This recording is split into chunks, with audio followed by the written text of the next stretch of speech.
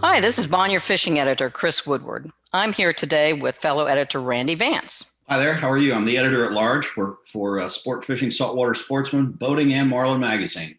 Today, we're sitting down with the folks from Regulator Marine to talk about some of their purpose-built center console fishing boats. We have with us Keith Ammons, who is Vice President of Sales and Marketing, and David Clubbs, who is Director of Engineering. Welcome to Fishing Roundtable, guys.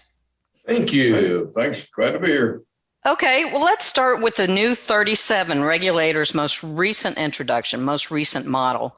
The 37 shows us some brand new features for Regulator, including MyHelm technology. Keith and David, can you tell us a little bit about the development of MyHelm? Yeah, so MyHelm started a couple years ago, maybe pushing 3 years, and we really wanted to integrate a simple, intuitive user interface that added value to the boat, made the boat easier to use, but yet still maintain enough reliability and be able to service the boat. We really wanted an all-in interface for our customers, so useful life on the boat was just easier, and we didn't compromise any sport fishing attributes or any other compromise on the boat. We just wanted a well-rounded, useful system that brought everything on board in one simple interface. How does it work? What would I see if I walked on the boat and took a look at the helm? Here, let me start. I'll tell you, Chris, when you first walk on the boat, it's very intuitive, like my truck. Whenever I first got to go to it, I thought of my truck. In my truck in the parking lot, I simply hit a button and locks, or I double hit that button and it unlocks and everything turns on.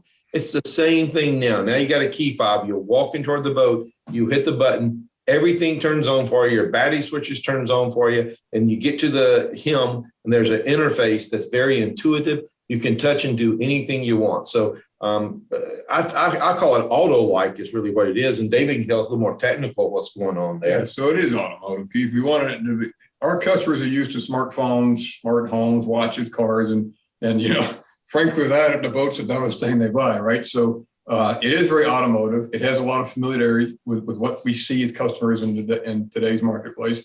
And the interface is through the Garmin. So it's not a separate screen. It's all integrated into the boat. All the systems can be activated or accessed or reviewed or monitored right from the Garmin's. It's just the same way you're going to look at your transducers, your radars, your FLUPs. And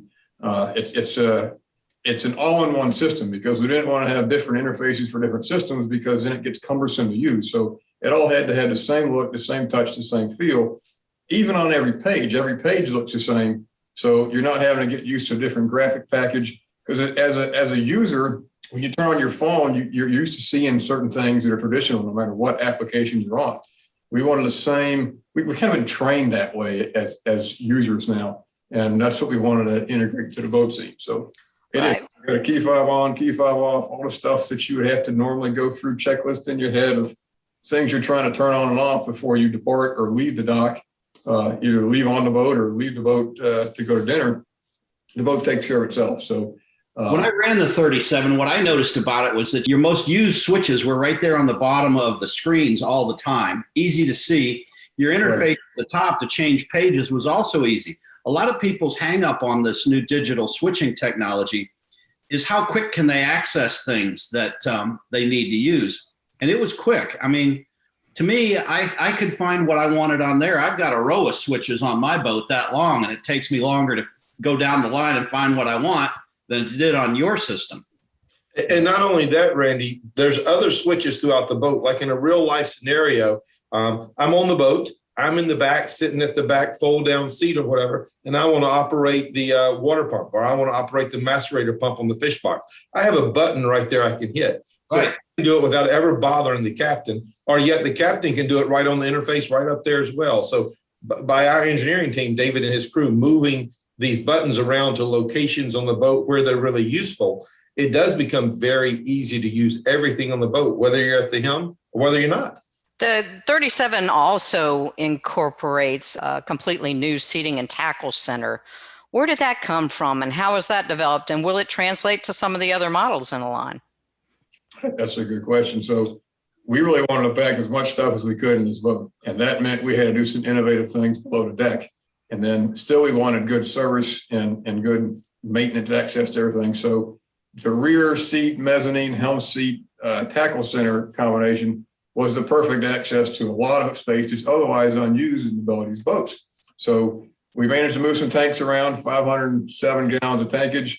The gyro sits down low in the boat for good CG and very accessible. All our systems are there. Beneath that area is also a really water resistant compartment, we'll call it. The front of the cabin is watertight, but that area is the pump room is a lot drier environment than, say, the lazarette of a boat, where a lot of other systems may be in other boats. So on a dry area, much space as possible, good access and good service. And it just made sense during that design spiral that it needs to be right here for center of gravity, for different fuel loads. The fuel tanks are on a CG, so if you burn fuel, you're not trimming, the boat will come up and down evenly. Performance is going to be the same at all. All that stuff we had to think about during the design side, and the innovation is where it all came together. And the result is also a pretty good seating situation with great access. Did I understand, we're seeing Seakeepers more and more. Did I understand that boat is pre-rigged for Seakeeper, whether you get it or not? It comes as an option. Your option is without Seakeeper. And if you choose without, Randy, you got this big storage area down there, dive tanks, whatever you want. A ton of space in that pump room is opened up. Or you can choose Seakeeper ready so that you can add Seakeeper in the future, building resale value in that boat long term if you want. Or you can just choose it with Seakeeper already. So really, without Seakeeper ready or Seakeeper. Now you access that Seakeeper actually through the same MyHelm system. Mm-hmm. Two questions. Will the Seakeeper, how many boats in the line do you think you'll soon add Seakeeper capability to? And with respect to MyHelm, how far back through the line will that go? Let me answer your Seakeeper question first, and we'll dig more into the MyHelm on there. The Seakeeper comes standard on the Regulator 41. It is an option or Seakeeper ready option on the 31, 34, and 37. So you have the 4 boats that have Seakeeper. We don't offer it on our 28 and smaller at this point right now. The MyHelm is standard on the 37 and is also standard on the 41, 2022 moving forward on that. So I don't know how far back we're going to go. Maybe you know a little more about that, David. Maybe I can learn something here too. We're working on it, Keith. We haven't quite disclosed it yet, but we see that system growing quite a bit. It makes the most sense with the boats with the most systems. Just like you said, Randy, you end up with a row of switches, and it's cumbersome to operate. So the smaller the boat, obviously the less systems, you really have less of a need for it. Although everything being standard electronics package, it's not a hard switch for us to flick to put it on other boats as we develop it further. What about the tackle center? You were talking about the seating and about the big boat pump house, but what about the tackle center? What have you done there? Now the tackle on that 37, Chris, is on either side, port and starboard have a tackle center. There's actually more space tackle-wise in that 37 than the 41 by having those 2 big units on the side. They kind of come in behind the pump room there. So that's the standard. You have the option to trade one of those tackle centers out for a grill, fridge, and then you're going to lose part of the tackle, but you're going to gain the fridge and the grill. But yeah, you just access it from the side. Well, that's a different way to do it. Where'd you come up with that, David? Well, again, it came down to space utilization, and we wanted a good mezzanine, rear-facing, comfortable seat with air conditioning, and we wanted triple seats across the helm area. And when you have the raised helm section for good visibility, you obviously end up with some geometry that really lends itself to a lot of space there on the side of the tackle center. We needed the extra depth for fit all the equipment, the air conditioning, the gyro, the pumps, and the fuel tank access, and we just ended up with real estate, and we optimized the use of it. We got custom cabinets in there for multiple different tackle configurations, and it's really can be, the way we set it up, Keith, is for the customer and the end-use fisherman to rig how he wants to. So it just ended up being part of that evolution, really. Okay. You mentioned geometry when you were talking about that mezzanine seating. One of the things that I noticed when I sat in it was its geometry is actually better than most I've been in. Too many of them, you sit in that mezzanine seating and you feel like you're leaning aft and you're going to slide out. You got just the right angle on that even when the boat accelerates, you feel comfortable in it, like you're not going to slide out. You guys put the pencil to that one. Well, we pencil it first, and then we spend a lot more time later with after tooling and the first plugs come out and really designing in the cushions. There was a lot of time spent in ergonomics of seating on every regulator. So yeah, that's a good call out, Randy. In my real life thing, Randy, we were doing our dealer event in April with this boat down in St. Pete. I was sitting there with my sunglasses on, just waiting for other people to talk and take turns driving the boat. And I kept finding myself sitting there with an air conditioner blowing right on my back. Yeah. Off in that seat as I was doing it. It is a very comfortable seat. Well, truth be known there, Keith, we actually changed the seat cushion after the boat got to Tampa anyway, because we wanted one more little tweak to get it just that much better. So I've got a spare seat cushion we have no use for if anybody needs one. Well, you've obviously put a ton into this brand new model. Could you describe, how this evolution happened? 30 years ago, boats were very different from what they are today. Describe the evolution from then to now and how your models have progressed. So boating has changed, Chris, over time. And Regulator is an expensive boat. We have to constantly show value. One way that we show value is leading in innovation on the way. One of the things that I'm very proud of, if I here at the factory, I have 6 people on the whole sales and marketing team here. That's what makes up our team here. When you go over to engineering, you got like 15 of them over there. I think that's very reverse from most manufacturers out there, where the sales and marketing and rep team is much larger than the engineering team. And by Regulator investing in David and his entire team, it's constantly bringing innovation. We got a lot of great minds over there and a lot of certified engineers, real engineers, degreed engineers working on things. And I think that's what's going to keep Regulator in the forefront of constantly making those changes in it, like the MyHim you mentioned, like the pump room and the other stuff. So, then part of content and purpose design of these boats, we've always been a sport fisher at the roots. And then the first 26 that Joan and Owen put together, pretty much themselves and a couple of folks there, it had a full head inside the console, which was kind of unique in its day. We always wanted to cater to the family sport fishing fishermen without compromising any of the fishability on board.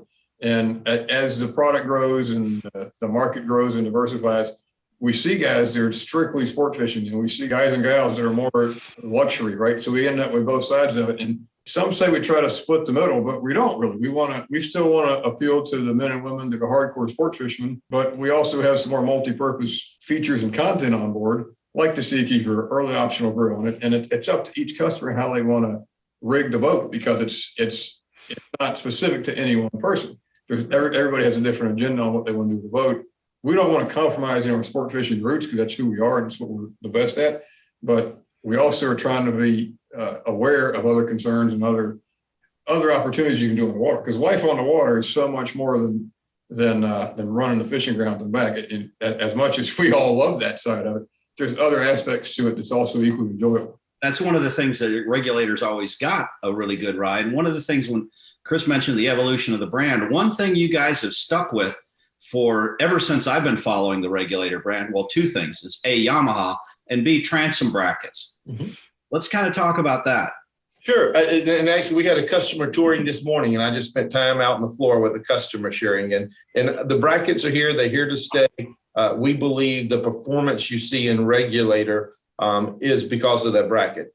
3 things I would say look at if you look at the bracket, Randy, on the side of the boat. You'll notice the bracket is 2 or 3 inches higher than the actual keel. So it's up a little bit higher in that. And then the bracket's not level. It actually sits at an angle up when you come to the back of the bracket. What that does is, when the boat is sitting stagnant in the water, we're sitting stationary, we're adding flotation, we're giving attitude for the boat, and it's lifting the back of the boat, which helps on your whole shot and everything else when you take off, number 1. Number 2 is, as soon as you get on plane, if you watch a Regulator go by, or you look at an aerial view and a photo from the air or whatever, you'll see the brackets not touching water at all. So now we've gotten 36 inches or so of clean water to our props. The third thing on here is, since that thing is angled up and we're up, when a boat goes through the water, it creates a hole in the water. Of course, as soon as you go through, that hole starts filling back up as well. These guys have figured out that if you offset 36 inches, that hole's going to fill up about 2 inches. And you see our motors are mounted about 2 inches higher than if they were attached to the transom in a Euro turned down transom or some other kind of transom. And that 2 inches dictates or turns into less drag. So now we have less drag because we have less motor in the water. We got clean water across their back on there that way. And it's like Archimedes, we learned when we were in school. Archimedes says, give me a lever long enough and I'll move the world. And if I get a bolt that I can't get moved, I just get a longer wrench so I get more leverage on it to break that boat loose. And whenever you look at where the center of gravity is on the boat and those props being removed back by a bracket, you're creating a longer lever, and that's where that performance comes from. And then the Yamaha relationship. Yeah, well, it's long-term. Matter of fact, Joan and Owen, the Maxwell, the owners of the company, are in Kennesaw today, down at Yamaha, down there visiting, or they would be joining us here. It has been a long-term relationship. There's 2 of our boats over in Japan that get tested on. Right now, there's a shortage of Yamaha motors in the United States, or the shortage of motors across the board, as you guys probably are very aware of. Regulator isn't suffering in that shortage right now. We're getting from Yamaha what we asked for and what we plan for. So that is part of that partnership, not only getting motors right now, but the long-term planning when they develop their product, knowing they're using our product to test on and do some of the stuff. So we're very excited to be an exclusive in a long-term 30+ year partnership with them. Yeah, and Yamaha's innovation second to ours. I mean, just like with brackets, where we have a lot of things on the boat. We're generally heavy. Considering our competition, we get asked all the time, why are we so heavy? And usually like to say, well, you're asking the wrong question. You need to ask what everybody else is leaving out. We got a lot of stuff we got to get moving. The brackets help. We spend a lot of time on seats. We spend more time on bracket design. And same with the engines. They're innovating along with us as partners. So the electric integrated steering, the Hellmaster situations that we're in, they're now the advanced autopilots, and their whole different level of EX, they call it EX control, really enhances that ride out to the fishing ground, just like everything else we talked about. So the engine, its control, its smoothness, its reliability, the power, the larger diameter propellers, we're getting the exhaust gas bypasses for Hellmaster control. All that innovation just makes everything come together. And the fact that we have that relationship, we know in advance what Yamaha is working on, so we can be prepared for it from a new model standpoint. And we can really leverage all those features that Yamaha puts in there. So it's a really good partnership, and they're excellent quality and longevity in the boats too. So now on you talk about product integration. I mean, a lot of times, depending on the boat you're looking at, what you bolt onto it is about 25% of the cost. And I'm talking about electronics and radar and things like that. And you guys factory install all that.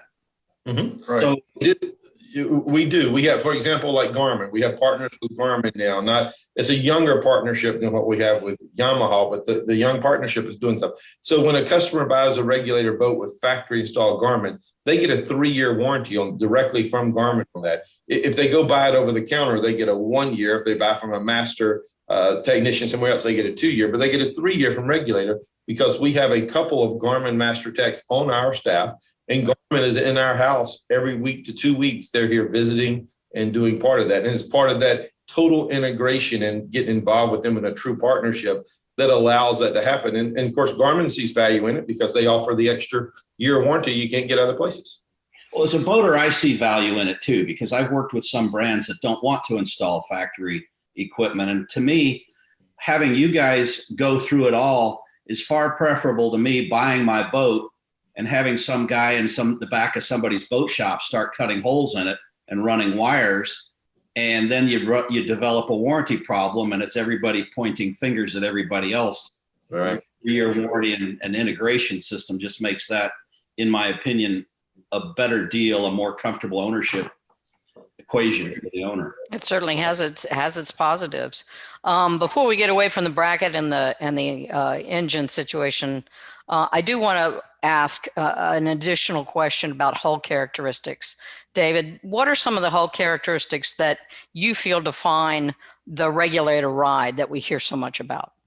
That's a good question. So we've been partnered with Luke Adiga since the start. He's such a brilliant naval architect, and he's designed every one of our hulls. So the dead rise distribution as we go from the 24 degrees aft, and it gets steeper as it goes forward, and how that gets steeper, where really can impact dynamic stability. And so as the whole bottom dead rise works to the steeper angles at the stem, you can really get some some dynamic situations going on that Lou has really mastered. And the angle of the strake, the size of the strake, the size of the chine, angle of chine, knocks the water down and gives you dynamic stability, both on plain straightaways and in hard turns.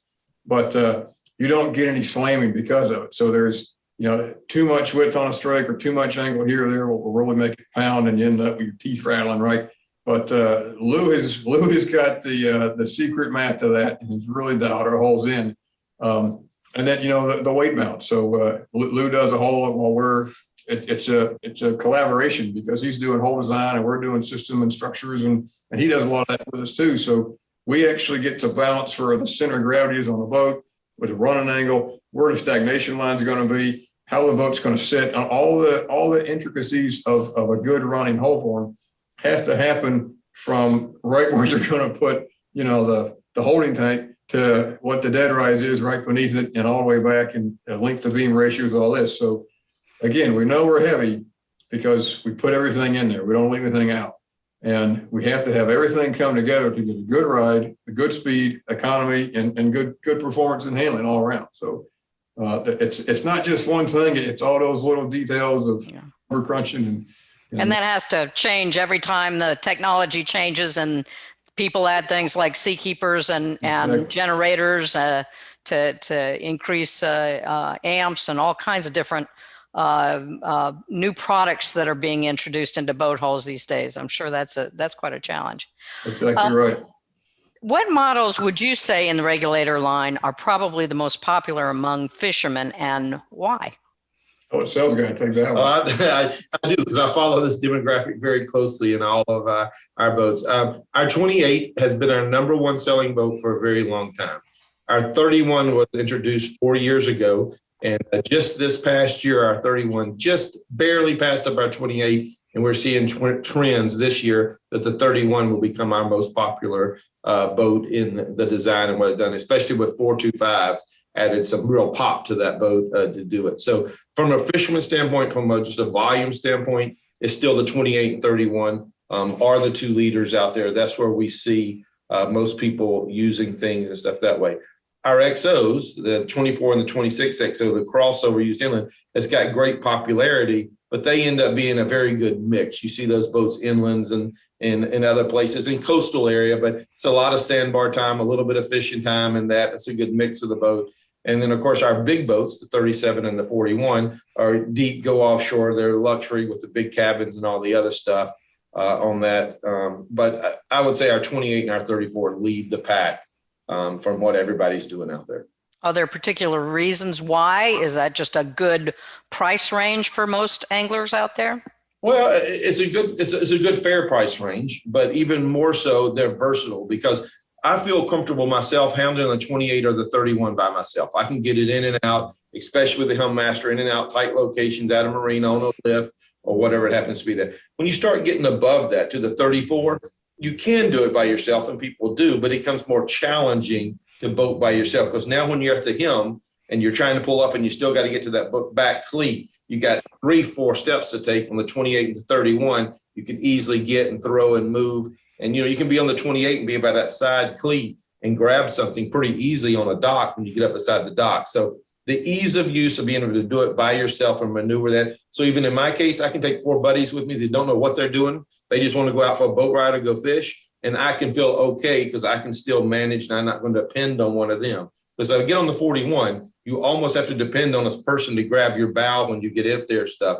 It's a little harder to do that way. So I think that would be the primary thing. And I think what you said about money, it's a good bang for your buck in that middle category to go do. And both boats are fully capable of running 100 to 150 miles offshore, fishing hard all day, and then running 150 miles back. You got the range and speed and the comfort level and the weight to do that in those boats. Great. What are some of the options that fishermen have come to favor most? What do you see them asking for time and again? Well, one thing that came up new this year is, as we constantly are innovating, and David and his team are innovating, like the electric reel plugs. We're seeing the deep drops become more and more popular out there. Or people who want, kite rigs and other things, you're seeing those become more popular on that way. More refrigeration. We see that. We've added refrigeration to our boxes now for That to go, we've added live wells. That's also new coming this year because we got a lot of requests for live wells. And of course, like the rocket launchers and extra rod holders are common things. One of the things that's been a home run hit that I think our engineering team and David and his team did for our 37 was that rod storage in the bottom of the 37. It's air conditioned, carpeted, nice rod storage where you can lock them up in there, lock your console and walk away, and your rods are in there nice and well kept in that way. And from a sales guy, that's one thing I hope more often, David. Yeah, we like rod storage. Rod storage, we, like you said, Randy, we started doing the navigation stuff standard, right? So that used to be a really high option take rate. Now it's standard and more rod holders, more live wells, yeah. And then we still have optional outriggers. It's a pretty heavy take rate on the taco riggers. Almost everybody's getting the riggers. Again, these are true fishermen and women at the root here. And so anything that's a fishing accommodation, we're usually going to have a pretty high take rate on. We've seen trends with, we just added live wells, like you said, and then more and more refrigeration. It seems to be that we're running farther, we're running faster, and we want ice to last longer. We want to stay out longer. We want to run to more exotic fishing locations, islands, the Bahamas, all this. And so getting things that can remain cold and power management is a big thing for us, and loading up with plenty of power on board. I mean, the 37's got a 13.5 kilowatt generator in it. When the gyros, we've seen a lot of gyros come in too. So we're just seeing more long range, long distance customers come into the brand now, which is exciting for us, and we're being able to accommodate their needs. Randy, when you were running the boat, what were some of your favorite features that you saw? Well, it's a 37-foot boat, but what you look at with the bracket, it's like 40, almost 43 feet from the stem to the back of the motors. And down there in Stewart was a really tight marina. The combination of the joystick and the bow thruster gives you a lot of confidence in working a big boat in a tight area like that when there's a lot of money floating around you. So that was pretty impressive. Certainly the helm seating with the ability to have people on either side of you. You had 2 footrest options, the standing footrest on the helm, and then the fold down. And those are simple things, but all throughout that boat, you find simple things that add to its utility. That's kind of what I observed. Nice. So do you have any predictions for where we'll be 5-10 years from now? I know you can't tell us about new models, but just in general, the market, the marine industry? I see the push coming to make a boat more and more versatile. It's got to be able to go to the sandbar on Sunday afternoon with the family, but yet head 100 miles offshore to hardcore fish. And then you got to be able to pick up and have wine and cheese at sunset to go down to your favorite little tiki bar or whatever it is. It's got to become versatile because people are, they're still hardcore fishing offshore, but they want to do other things as well. This year has been kind of strange with COVID and how it's really done a lot for the marine industry as far as growth. But so it's hard to really pick up your own trend lines and continue through this last 12 months. But like Keith said, we want to be versatile, but we don't ever want to compromise our sport fishing roots. And so the stuff we do has to be wisely versatile so that you have all the sport fishing amenities, and then there's still more. You can't have either or. You got to have everything and more. And so when we try to build that in, just like the 37, we want to feature pack this boat with feature content and add a large list of options so the customers can configure their particular boat to their particular needs. But at the same time, we don't want to compromise deck space. We don't want to compromise the walk around gunnel heights and the amount of rod storage. And we want more of that stuff. And so as we grow the brand, like Keith said, our popular boats are the 28, 31 and starting to become 31 or 28. The customers are looking to go farther. They're looking to go more exotic locations, and our brand really caters to those type of dreams. And so our boats are kind of getting bigger, and they're getting more yacht-like. And as we see the big inboard diesel boats and the maintenance and upkeep and the draft, and they're not as quick and they're not as useful. We're seeing some guys come from the sport fish side of it down to outboards. And so we're trying to answer that with bigger center consoles. And thing I'll leave you guys with, we have a very robust factory tour program. We had a couple here from Stuart, Florida earlier this morning. the facility. I know that you guys have been here in time over the past. I would encourage you next time you're passing through Eatonton, North Carolina, come see us. We'll roll out the red carpet. We'd love to show you the place. And for all your fans out there and all your readers and watchers, we invite them to stop by anytime. We love to show off the spot and let people see the inside of things and pull back the screen and let them see what goes on behind the scenes as well. How can our fans and readers get more information about Regulator? What are the best ways to access information? Well, of course, the best one is regulatormarine.com. So they can follow us on there, or they can go to the website and they can get all the stuff there. We have our factory phone number. They can call and we'll answer the telephone and talk to them that way. Of course, on our social media channels, they can follow us there. We're constantly releasing information that way. So those are probably the best places.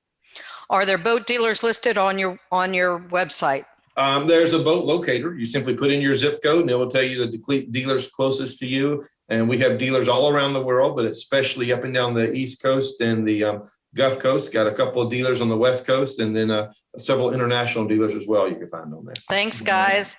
Thanks for joining us on Fishing Roundtable. Have a great day. Thank you. Bye, guys. Bye.